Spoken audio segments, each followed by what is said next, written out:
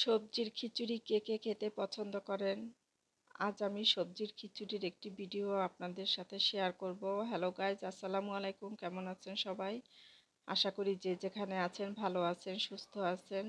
আমি সবজি খিচুড়ির জন্য 3 রকমের সবজি নিয়েছি: বরবটি, কাঁচা কলা আর আলু। অন্য কোনো সবজি আমার বাসায় ছিল না, যা ছিল তাই দিয়ে রান্না করব।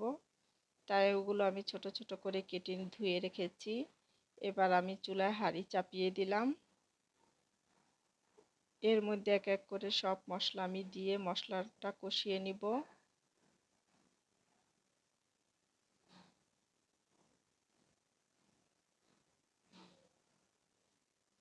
গোটা কয়েক গরম মশলাও দিয়ে দিলাম। এরপর আমি সবজিগুলো দিয়ে সবজিটা ভালো করে কষিয়ে নিব যেন সিদ্ধ হয়ে যায়। আমি পানি দিয়ে পরিমাণ মতো পানি দিয়ে পানিটা বলক আনিয়ে এর ভিতর চাল ডালটা দিয়ে দিলাম। জানালা থেকে রোদ এসেছে, হাঁড়ির উপর পড়েছে, দেখেন কেমন লাগছে রোদটা।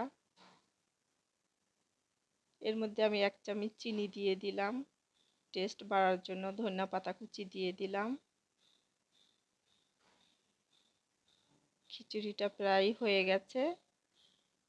এটা এমনিতেই খাওয়া যায়, কিছু লাগে না, যেহেতু সবজি খিচুড়ি। আচার হলে আর কিছুই দরকার হয় না।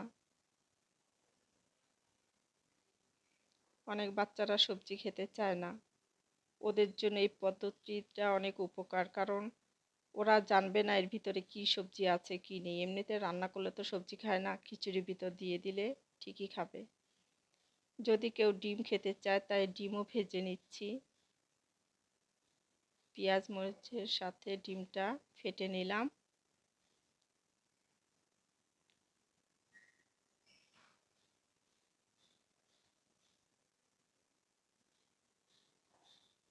এই সবজিটা খেতে অসাধারণ লাগে। আমি প্রায়ই করি, যাই থাকে ঘরে তাই দিয়েই করি, কোনো আয়োজন দরকার হয় না, সাদাসিধাভাবে করে ফেলি। আমি তেঁতুলের আচার, আমের আচার, লেবু আর ডিম দিয়ে প্লেটটা সাজিয়ে নিলাম।